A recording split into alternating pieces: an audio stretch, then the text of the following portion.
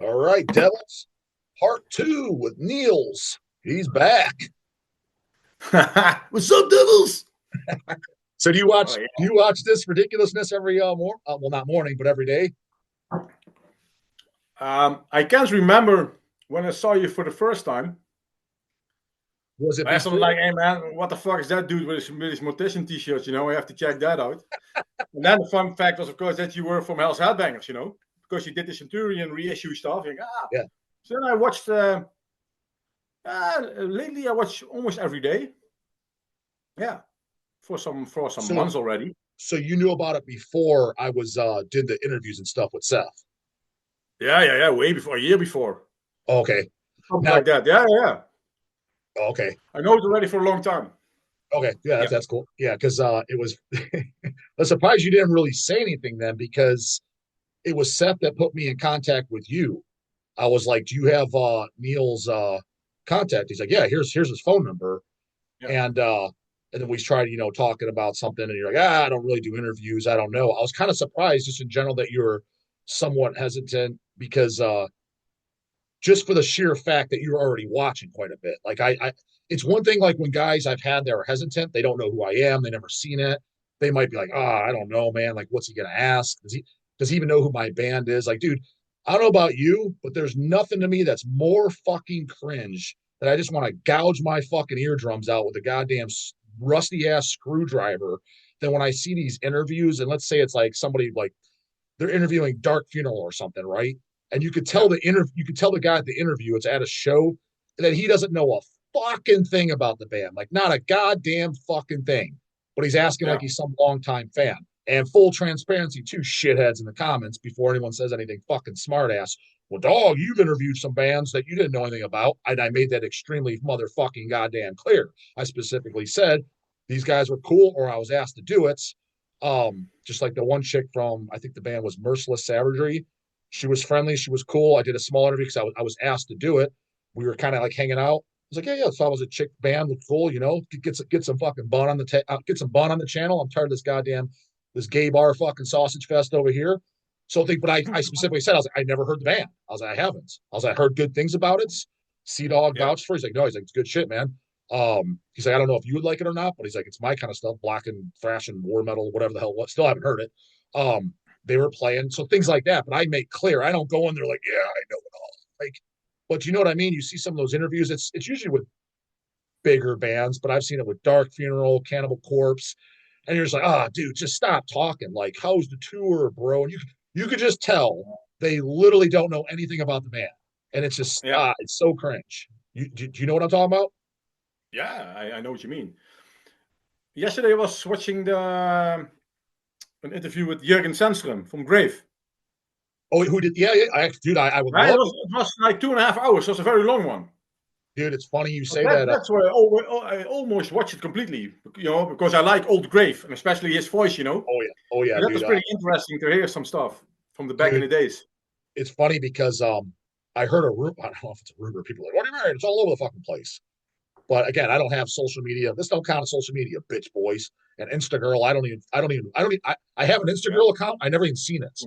And I same have here. somebody else. They manage it for me. It's pretty obvious who does if you're in the loop whatsoever. He just didn't want me to fucking say because he's like, I don't want them to hit me up with stupid questions. Fair enough.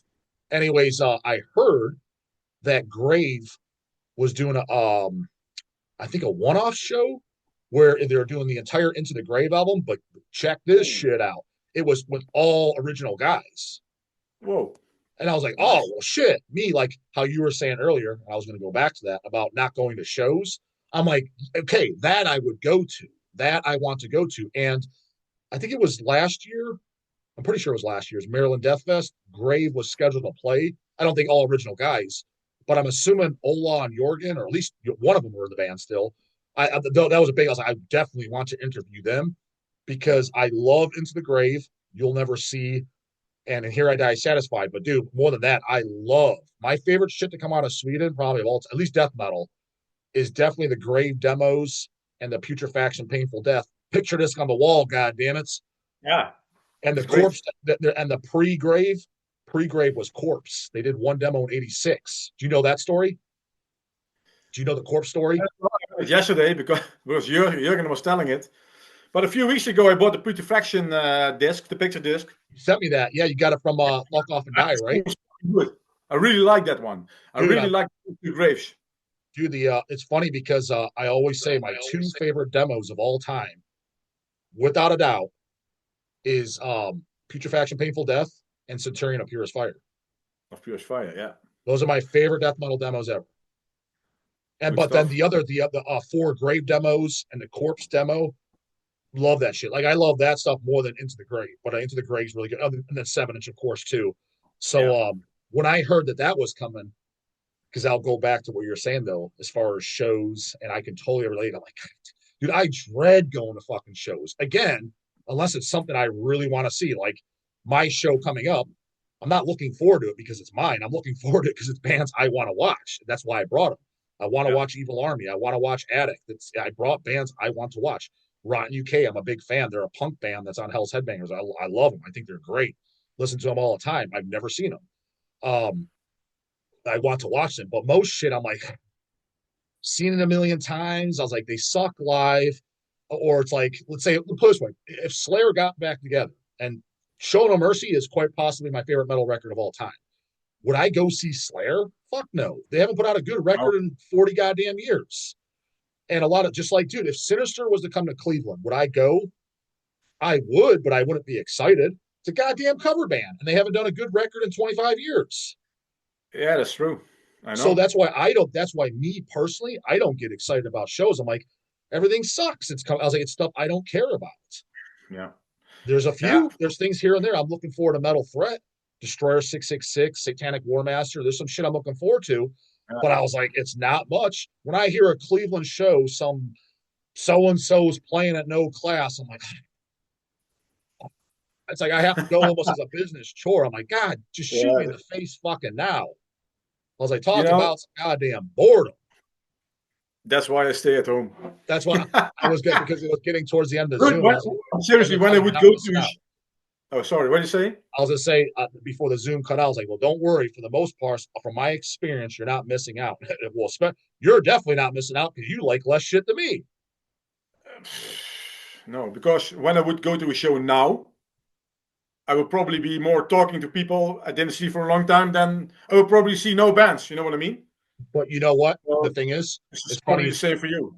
Yeah, but in that sense, I enjoy shows like that too. If it's a social event, but if it's going to an event that, for example, not to sound fucking gay, but if I was to go to a show and there's bands I'm like, I kind of like so and so, but I've seen them. Let's say it was Immolation, Incantation, and let's say Nunslaughter. 3 bands I like, whatever, seen them all a million times. And let's say I didn't get to watch any of the 3 bands, but let's say you were there, got to meet you for the first time. Seth came out, and a bunch of guys I haven't seen in forever, like maybe Cole Jones from Exhumed. Haven't seen that guy in 25 years. Love that guy. If they came out just to hang out, that would be a fun time for me. Yeah. Yeah. But those shows are few and far between too. Those shows are few and far, because usually I have a lot of friends at the Cleveland shows that they go out, but I see them all the time. So it's not like it's somebody I haven't seen in forever. And it's like, hell, if I wanted to, I was like, I could have just called you up and have it. And sometimes I do that, you know? Yeah, for me, it's also the thing that I'm suffering from arthritis. Where at? You know, the joint infections everywhere over my whole body. So if I have to stand up for a very long time, everything starts to hurt and everything, you know. So there's also a bit of a struggle always, you know. When I come home late at night, get a bad sleep, you know, the next day you're completely fucked, you know. So there's also a bit of a thing. That's also a big thing why What joints hurt on your body? Like where at? And particularly in doing what? Yeah, especially my fingers, my wrists, my elbows, my knees, my ankles, my feet. So if I keep eating healthy and you work out a bit, you know, and just keep moving, then it's okay, you know. But if I eat junk, do you take anything for it too? Supplements or pharmacology or anything? I have medicines for it. It's like sort of a chemo. Okay. It's called metotrexate MTX.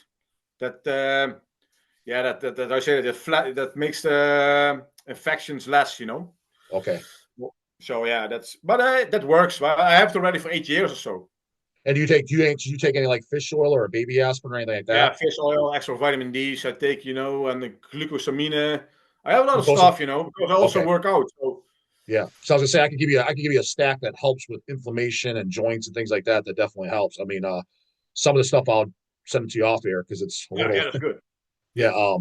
But some of it you're already doing. Like, yeah, definitely. I would definitely say just over the counter that's cheap is the fish oil. Dude, I take a lot of fish oil. I take like because I go by the EPA DHA and I know that's over 3,000, but I think in actual in the fish oil milligrams, I think I do 6,000 milligrams a day total. Okay. So but that's not excessive. That's like in medical research of like effective dosing. But Yeah. most people they're like, I take fish oil and it doesn't do anything. I'm like, what are you taking? They show me what they take, and they take one capsule a day, and the capsule's 500 milligrams. I was Yeah. like, yeah, dude. I was like, for example, the 500 milligrams, that's two. You have to take 12 of those a day to get 6,000 Yeah. Yeah. Yeah. milligrams. I was like, you're not taking it's like that's not that it doesn't work. You're not taking an effective dose. Yeah. And then a baby aspirin too. That has no effect on the stomach lining, the kidneys, or the liver, but it helps bring inflammatory markers down Okay. drastically. But there's no without any of the sides because it is an NSAID. But that's why it's called a baby aspirin because even on a baby, like a 1 year old, they could take it and it has no effect on their internal organs, but you still get the anti-inflammatory effects as opposed to when you go on to the ibuprofens, the 200 milligrams plus. That's when the sides can build up. So that's a little fun fact. Okay. So, and a baby aspirin, dude, you could buy a bottle of 300 of them. It's like 19.99 for 300 pills. It's like, is that even a penny a day? I was like, I don't even think Yeah. Exactly. it's so cheap. And if you Yeah. look up the medical research about how much health benefits it has, like the amount of, I think it's like it reduces your chance by like 16 different cancers by like well over 60%. Like it's a laundry list. It's like you're stupid not to just throw this in. It's like it's practically fucking free. Yeah. So little things like That's that. true. So Yeah. I take fish oil. I have normally 3 a day. Big capsules. yeah, you'd have to look at what the milligrams are per capsule. Yeah. I mean, I think that 1,000. okay, yeah, if it's 1,000 and you're taking three, personally, I would double to six because 6,000 is right around the dose that, especially, it's good for the arterial walls Okay. and things like that, and it's only gonna I can help, try it. because I Yeah. I know guys that do 10,000 personally. Holy They fuck. don't bat an eyeball like they 10,000 for years on end. So Yeah. yeah, All but right. so yeah, so that's obviously for you going to shows, standing there and shit sucks. Well, then, kind of like what I've always wondered in general for bands, like guys in your boat. I've always wondered the mindset, and it could be for the Glenn Bentons. Well, I take that back. Not for guys like him because they're making a living off of it, but guys like yourself, where you're not making a living whatsoever. And I know tons of guys in the underground, right? They're in your boat. They hate going to shows. Haven't gone to shows for forever. Don't like a lot of stuff in the 2000s. What's the mindset then that you're still have the passion to like because you to do a band because you just said I'm starting a brand new band. Wouldn't that entail at least occasionally doing a show or at least being around it? It just feels like the mindset that you have with the haven't been to a show in literally 6 years, your words, that you would just be like, I don't want anything to do with this. Like, why do you still have the passion then to like start up a brand new band? Like, Yeah, the thing is, like the extreme metal is of course still my life. mm-hmm. I'm listening to death metal for 35 years, more probably. So yeah, it's still here. It's yeah. I just have to. I just have to sing. It's hard to explain. It's just a passion still. Yeah, Yeah, and of course the thing is that I always like to write lyrics, make vocal lines. I like to make the music, go in the studio, record all the stuff, and see what the product is, when it's mastered and everything. But the thing with me always was with the live shows, the traveling and all oh man, I fucking hated it always. On stage was, just plug in and go, that was never really a problem. But it's more the traveling, especially when you have arthritis. I mean, man, fuck, if you tour South America, you have those night flights. You're busy with your show. You yeah, skip a whole night. Well, the next day, I'm a total wreck. yeah, Pain everywhere. And I was constantly in painkillers. yeah, yeah. Horrible. Do you Speedy. do you drink a lot like alcohol? No, no, Okay, yeah. almost Like not never. okay, yeah, yeah, yeah. No, no. So sometimes I do some, like a rum coke, but Yeah. that's it. Yeah, so you're No, not good. So even when you do drink, you're not getting drunk or hammered at all. no. The thing is, when I drink, I can also handle a lot. Yeah, So that's. you're fine. Okay. But I never really drink. No, Yeah, same. and Yeah, I because I stopped mean, smoking years ago.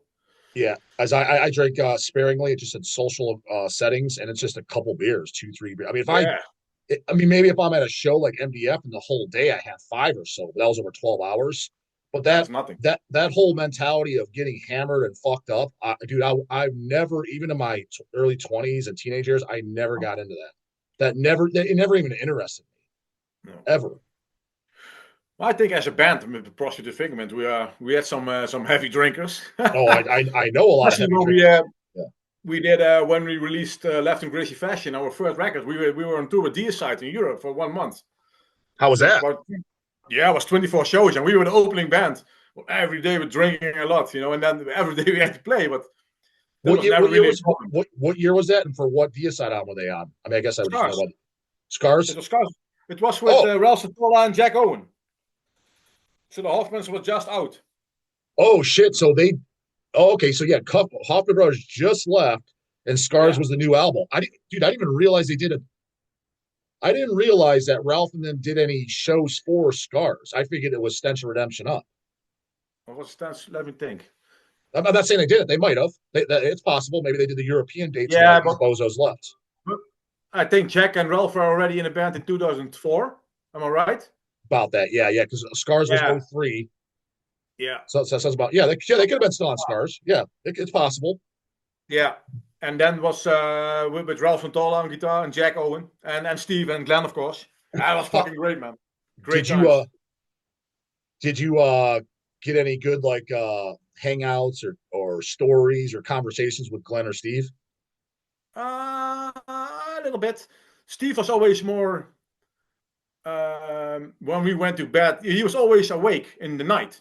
So when we get out of bed, he went to bed. So he was more like a night creature. But Glenn was, to us, he was fucking good, man. It was always a lot of fun, and I had some good conversations with him, Just, but the thing was, we toured with we were four bands. So we had Prostitute as opening band, then Wicked Witch, total fucking shittiest band on the planet. Then came Visual Bleeding from Sweden, and then Deicide, of course. But that Wicked Witch band, they played second. So Okay, I don't even we know were. Wicked Witch. I don't even know that. Like, what is it? Oh man, Thrash it's metal? with a horrible woman vocals, some kind of Turkish fucking witch. It was horrible. Jesus, it Man, was. I don't know. Everybody hated that band. It's coming from a guy Name that it doesn't like too. Merciful Fate, though. Oh, me? Yeah. Yeah. Well, wait, I will come back later on that. But with Wicked Wish, was the thing was we were started playing as opening band, and we had fucking mosh pits going, people going crazy. Then when the second band came, the Wicked Witch band, everybody went to the bar, went outside, went smoking. So the tour manager had pretty. They said like, okay, you have to be second. But yeah, that other band paid, of course, a lot of money to be in the second place. Oh, And what okay. I Yeah, can makes sense. remember Yeah, yeah. from Glenn hated that woman. Oh no, no shit. She fucking fire in his eyes. Yeah, I can remember that the last gig we played in Barcelona, Glenn fixed that band could not even enter the venue. They had to be on stage, and Glenn fixed with the security guys. That band stays out. It's funny you say that because it just reminds me of this last Deicide tour that I went to. It's where the actual live show is on my channel. I posted the set. My brother Eric recorded it, and I posted it on my channel. And that's where I did the Steve interview, and I'm sure you saw those, right? Steve and Glenn interview. Yeah, of course. Yeah, It was at great. those, and dude, at that tour, it was Christian and Deicide, and there was another pretty good band. Who fuck, I want to give them the shout out. Fuck, I forget who it was, first band, but no, there was this other band called Inferi, and they were fucking total Wigger Fest, terrible. Like, dude, terrible, terrible. The singer was wearing a goddamn sports jersey, doing karate chops, and I mean, everybody knew it was bad, right? And I don't have that close of a relationship with Glenn. I mean, I have his phone number, and I text him time to time about shit, and he responds. But I'm not on a level to where I'm comfortable just asking shit. But if I got to that level as time went by, I would love to know for something like the Inferi, like not obviously I already know he doesn't like that kind of music, and I don't care musical taste, but like what he thinks about like that shit getting added in the bill, does that annoy him, or he's just like, ah, whatever, man. Uh, I would like to like if as I got closer, ask something like that. And I do probably do it off cameras. He's not going to throw somebody under the bus that's on tour with them, but because dude, I mean, it was bad. It was extremely out of place. It wasn't like oh, just J Dog doesn't like these guys. It was literally like what the fuck are these bozos doing on the bill? And they weren't the first band to play either. The first band, again, I feel like an ass because it was pretty good. It was like a black and death metal band that was pretty black and thrashy death metal band. Um, but in Fury, just like you were saying, the White Witch or whatever, they were second to play, Yeah, and they were totally out of place. yeah. So it reminds me of that. And so it sounds like Deicide gets this get this rap with this these tours. Like, what the fuck? What's this? What are these idiots doing on there? Yeah, because like we did the Deicide tour. For us, it was a perfect tour. And 6 months after that, we went on tour with Cannibal Corpse and Eon Nice. in Europe as well. 2 weeks, I think 14 gigs. It was also a very good tour. You like It was Eon? for the Kill album. Do you like the band Eon? I'm not really into it. I must say I like Tommy as a vocalist, Mm-hmm. but it's not bad. Because I like him. I was super late to the game though, dude. Like I got to know him about 5 or 6 years ago, and it's so fucking. I'm kicking myself. They opened up for Christian at a show I was at, like in I don't know 2010 or something. So one of my fans said it. I was like, oh, I Yeah, was at that, but I thought the name was stupid, logo was stupid. Metal Blade Records 2000s. Ah, this is probably gay. But what got me into it was Tommy over at Defining Darkness. I was talking about deicide worship bands, and I was talking about, I was like, dude, you know a band nobody ever talks about is Defaced Creation. I was like, very yeah, short lived band. I was like, that shit was great. He's like, oh, yeah, well, he's like, what do you think of Eon? I'm like, who? He's like, Eon. I'm like, I mean, I saw the name. I'm like, what is that junk? He's like, that's post Defaced Creation. I'm like, what? He's like, yeah. yeah, He's like, it's just post Defaced Creation. I was like, oh, well, fuck, I'm totally listening to this. And I liked them. And, but I noticed it was like the first two I thought were really good. And then the others, it kind of progressively went downhill, but good. I thought it was all solid. Like the last album I listened to, I don't own it. I listened to a couple songs on YouTube. I'm like, yeah, it's solid shit. I was like, it yeah. didn't blow off my skirt, but it's pretty good. But band I was late to the game for, but I'm kicking myself in the ass for not watching because I was literally at the fucking show. I just assumed it sucked. So I just went back and I was just hanging out with like Max, Moises, and Alex and Christian. Yeah, of course. We That, took to those guys very well since 2000 or 2001. Me and my two brothers who own Hell's Headbangers, Eric and Chase, because the three of us are brothers. And when we met the three of them, they were like, "Whoa, like you guys are brothers? We're brothers." So they automatically took to us. So ever since then, when we see them, say hi, and then fast forward years, we worked with them. Reissued the first four albums, the CDs and LPs. So it's like all comes full circle. Pretty cool. You know. the good stuff. Huh? But what's your cutoff with Christian? Pretty early. Because I like I like everything, but not everything as much. Not even close. I After like still Ace's Venomous is a record I like. The sound is of course a bit holy shit, but yeah. after that I it's done for me. Oh, you didn't like the one after that, Works of Carnage? I probably didn't even listen to it. Oh, you probably should because it's like more Oh, like yeah, really, really good. I mean, I could see after that if you were to sign out. Um, but definitely listen to Works of Carnage. That's the one right after Ageless Venomous. More similar to Conquers, I would say. But because it's okay. funny because Ageless Venomous, I said it, and we reissued that on the Digibook, available at Hell's Headbangers. God damn it! I think Ageless Venomous has some of the best written songs and catchy riffs. It's just the sound. The sound is way too crisp, and the Yeah, triggers sound like shit. yeah, That is one record, and I think I told him on my interview. I'm not a big fan of bands like let's re-record our album. That one I'd be okay with though, because the yeah, songs are so good. Dude, songs like Flagellation and Perpetuation, the two songs, I was like, dude, those songs are fucking catchy as fuck. I was like, you're out of your yeah, mind if you don't like that. I was like, yeah, it's just that it sounds like a typewriter, the triggers. yeah, That's the yeah. That's only shit. problem. But Yeah, even I like how Alex's voice sounds on it too. It's more like the apocalyptic Revelations album style, where they're more low, a little more guttural, as opposed yeah, to on Conquerors, they're a little bit more crisp. I liked it when it had a little bit more of that the little bit more lowness to it. Because I noticed he switched like on and off. Yeah. Because on albums like Southern Storm and shit, he had the low tones. It's I don't know if he went back and forth intentionally, but if you listen to him, if you listen to like Apocalyptic and Ageless Venomous and compare it to Conquerors, you can tell it's slightly different, the vocals. Yeah. Okay. So Yeah. True. Yeah, I think Apocalyptic is the best one. same. That's the same. I agree. But I really like Apocalyptic Conquerors. Revelations, I think, is the greatest fucking metal record to come out of Brazil, personally. Now I know that Yeah, pisses yeah, people off, but yeah. I mean, Brazil had a few good bands, but yeah.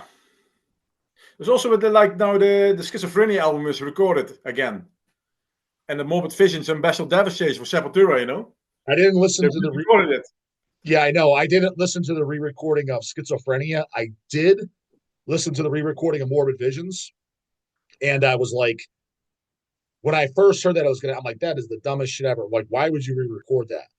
When I Yeah, listened to it, I'm like, eh, I don't need it because I think the original is just fine. I was like, but it is way better than I thought it was going to be. I was like, I thought it was going to completely suck. I was like, but it actually doesn't suck. yeah, but that sounds like why? Yeah, oh, 100%, I 100% agree. Yeah, It's the same dude, like that they do complete new masterings of Death Records. I know. Why? Why? It was perfect when it came out back in the day. You know. Dude, it's funny because like something like Morbid Visions, how it sounds is like that's how it should sound. I was like, it sounds Yeah, raw and evil. I was like, yeah, I don't want some polished fucking turd. yeah. It's the You same know? like the sounds from Schizophrenia, the Yeah, original record. Man, it's fucking brilliant. I yeah. really like that record. Well that so okay.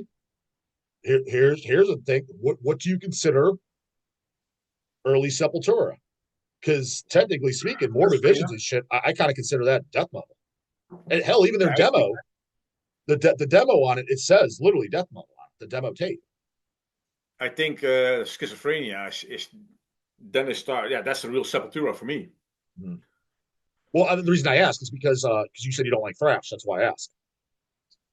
You know what I like? I like Schizophrenia, and I like Merciless the Awakening. Okay.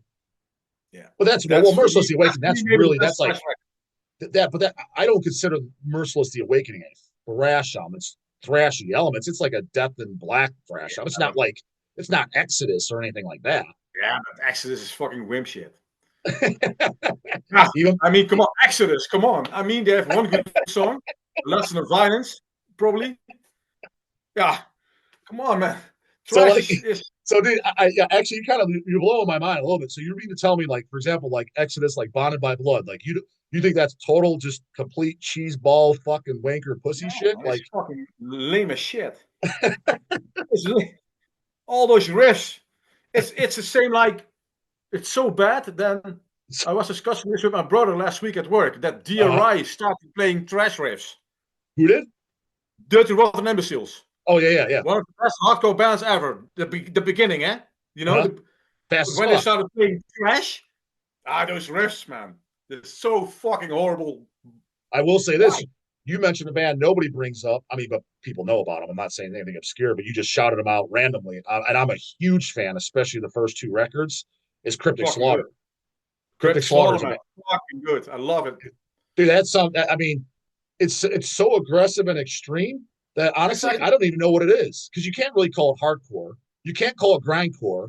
You can't call it It's a great. thrash. You can't call it death metal. It's like it's just extreme fucking music. I don't know what the fuck It's it a, is. I think it's awesome. a crossover from different styles, I guess. Yeah, exactly. Yeah. But It's that it's is really as far as that mix, that crossover type stuff, because people bring up, yeah, DRI, Vermox, stuff like that. Cryptic Slaughter has by far always been my favorite. Love that band. super fucking good. Really good. And I really like, also, of course, yeah, okay, it's different. I like Repulse and Horrified. Oh, of I course. heard that That's back very early already.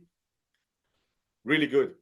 I was listening still to your release from DAWG from Norway. the album of the Oh, 7 inch. both. Oh, do you have both? Do you have the Yeah, 7 inch? man, fucking good stuff. I really Mm-hmm. love that stuff. It's funny, man, because that was one of the very, very few bands. And when I say very few, I'm thinking, at least for me, maybe Chase can say otherwise, that he had like count on one fucking hand of bands they emailed, sent in their band submission, to the service at Hell's Headbangers email that I manage. It was DAWG, and that's the only band. I got very few where I'm like, we should sign this band. I'm like, this is because they sent us their demo. I was like, this is fucking great. And I sent it over to Chase. He's like, this shit's fucking great. He's like, yeah, this is really, really good. He's like, yeah, we should sign those. And then that's how we signed them. Yeah. But most stuff is we go to them and we ask them. That's why it's funny. A lot of people ask, like, hey, how do we get on Hell's Headbangers? It's like, we usually go to you, to be honest with you. Yeah. So it's a really good release, both. Yeah. Well, speaking about bands and newer stuff, then, and because you introduced me to them, didn't even know about it. What is it? Like, have you done shows or anything with your I'd call it what Black and Death, Black Metal, the Unbenign band that you did. What all have you done with that? Because all I know is the CD that you sent, the album, and I thought it was really good. I actually I don't know if the video went up. I showed it on camera and shouted it out. Well, it definitely went up by the time they sing this. It definitely did. The first band was kept, but which guy? It was the later drummer from God Thrones on there. Because dude, you could totally hear, like, it's funny because you haven't heard anything after Into the Lungs of Hell. I was like, I can't quite place my finger on who else reminds me of this off one or two listens. I was like, but it's similar to later God Throne, in that style. What was the premises behind that? And yeah, did you guys do any shows? And where's it going? And it seemed like you guys were trying to keep it secretive. That's why I asked you prior. I was like, well, can we talk about it? And you're like, yeah, because the members are like, even on Metal Archives, it's like, what does it say, unknown? Or it seemed like you guys were trying to keep it on the DL. So, like, just talk about the band in general? Because I was a fan. You told me about them. You're like, I got some stuff in stock. I was like, oh, I'll just take some and trade. And because I didn't know anything about it. Well, the thing with Unbenign is we some riffs on that album are already from 2004, long time ago. But we started out with that back in the day, and but with Prostitute's Figment, we had more shows coming up, so we put that aside. And I think it was more, in the COVID times. A friend of mine was at my place, and I said to him, like, yo, we have to make some fucking good old style music, Death Black stuff. And then we were, so it's two members also from Prostitute's Figment. So it's three members from Prostitute's Figment. And the guy who plays let the people know who's all in the band then. Like, who does what, which members and what from which bands, like who's in it, so everybody know. It's Patrick on bass. He's the bass player of Prostitute's Figment. It's Michiel on drums. He did session drums. He also recorded, mixed and mastered the whole thing. And he played a Gotti Throne. Drummer from Gotti Throne. He plays now in Pestilence. And it was the old PD drummer for 10 years. Prostitute's Figment drummer. Okay. And then just you on vocals. And it was me on vocals. But again, your style of vocals and that. So, dude, you've done multiple different styles of vocals for all the bands, like without a shadow. Because, dude, anyone that doesn't know those first Prostitute Disfigurements, you take that to Nox, to even the later Prostitute Disfigurements, to the Centurion, to Unbenign. I mean, you're doing like drastic, like you've done a lot of different, like, again, until I looked it up and shit, there's no way I'm like, oh, this is the same guy, like the completely different person. Yeah. As opposed to someone like, not to knock them, someone like Corpse Grinder, Will Romer, Ross Dolan. What the Craig Pillar, what the fuck you're gonna get. It's one trick ponies. And I'm not John Gallagher. Like, I'd never heard them do other style of vocals, and I'm not saying there's anything wrong with that. Generally speaking, that's how it goes. King Diamond, that guy in that gay bar in that band. It's one style vocals. Yeah, King Diamond, that gay singer. The owner of the gay bar. Yeah, the owner of the gay bar. Gay bar karaoke. No, and listen what it is with I own, before I say I completely hate it, I own 2 records.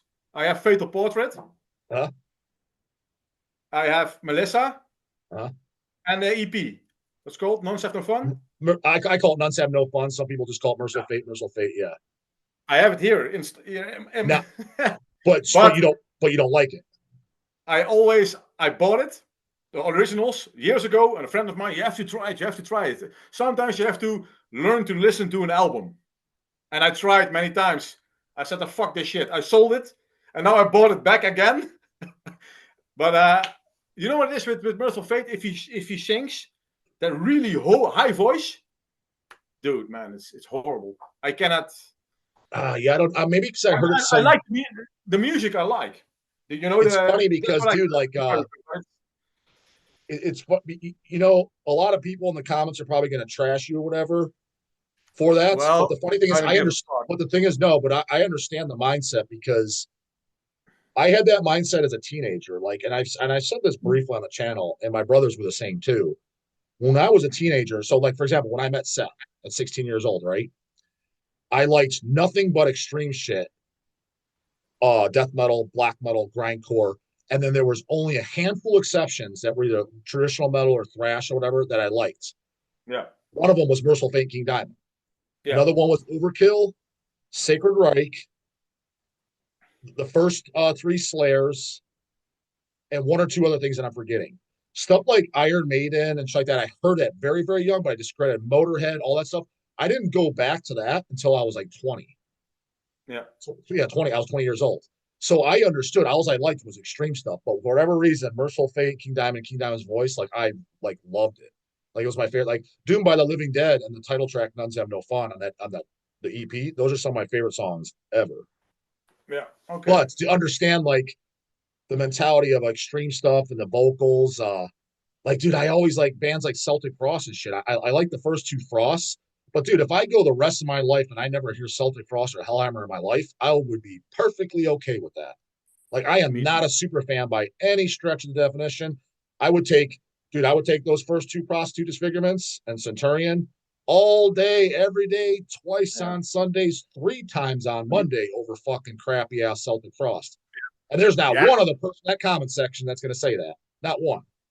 I think with Frost is like like the first two records, and after that is complete garbage. Oh, dude, If dude, you have a complete. song like what's fucking called Mexican Radio, That's what I holy said, fuck! dude. That's What the all I need fuck is, is that dude, shit, man? Ah.